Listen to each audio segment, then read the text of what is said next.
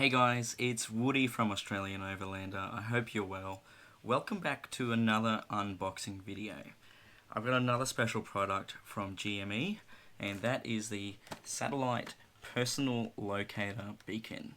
This is a very exciting product for us. We've never used a locator beacon before. This is to allow us to confidently go into more remote locations and have that assurance that if we do get into trouble that we can't get ourselves out of, we can call for help. A few things that stand out in the packaging first: the actual product itself is front and center in a vacuum blister. The main features of the product are listed on the front. It's known to be one of the most accurate GPS beacons. It is waterproof as well as buoyant, so it will actually float on water, even though we're primarily overlanding. It has a strobe light to attract attention. It has a 7-year battery life, so it's good for, if unused, it's good for 7 years, and then you can send it back to GME to get a service. They'll replace the battery and it'll be good for another 7 years. It is zero warm up. What that means is that it's immediately broadcasting. As soon as you hit that trigger, it'll immediately start broadcasting for help. It has a 50-channel GPS receiver that is what delivers that high-end accuracy. Let's get into it.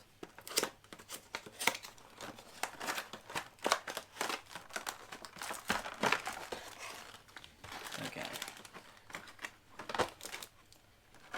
So the unit itself is quite lightweight, quite compact, easy to carry, easy to store. I will more than likely be mounting this in a position in the vehicle where I can access it easily from the driver's seat. That way, if there's ever an in-vehicle emergency, for example, if we crash the vehicle and I'm unable to escape, I can reach this and deploy it. The way you deploy it is simply by extending the antenna whip. In doing so, it sets off the trigger. If for whatever reason this is accidentally opened and therefore set off, to deactivate it you will need to close the latch using a key release mechanism. There's also a tester button there if you needed to test it. I'll show you how to test it. You use the key there and pull it down and it will beep and flash to let you know that everything's a-okay. Next in there is a case. This is probably what I'll use to mount it in my vehicle. It is a nice, snug, padded case that keeps it nice and safe. I'll mount it using the belt loop, more than likely, probably somewhere down near the seat or on a B-pillar near where I can get to it. Also included are registration documents. There's actually 2 copies here. I think in case you make a mistake, because it is quite in-depth. Also, if you are transferring the ownership, you can transfer the registration just like you would a car when you're disposing of it. You can register online. This has to be registered with the Australian Federal Government in Australia, the Australian Maritime and Safety Authority. They look after all the beacons activations.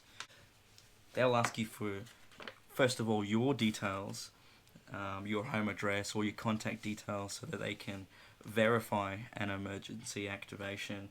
Also to have your next of kin, your emergency contacts, so they can let them know if there is an emergency. They can also find out if you had pre-existing travel plans, etc.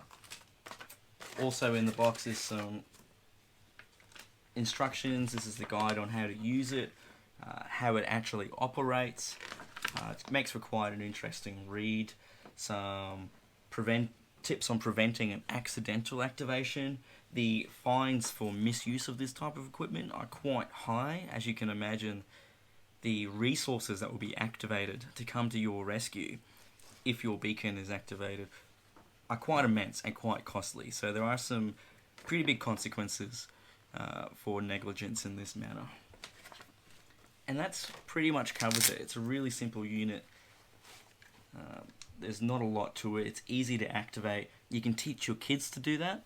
Make sure that they're aware of the importance of maluse, not accidentally or improperly activating it when there's not a real emergency.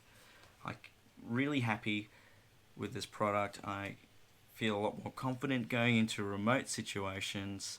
Stay tuned. I will show you guys where I end up mounting this on the Jeep and how we're going to keep it accessible for if we need it. Thank you very much for watching. Please like, share and subscribe, and stay tuned for the next unboxing video. Thank you.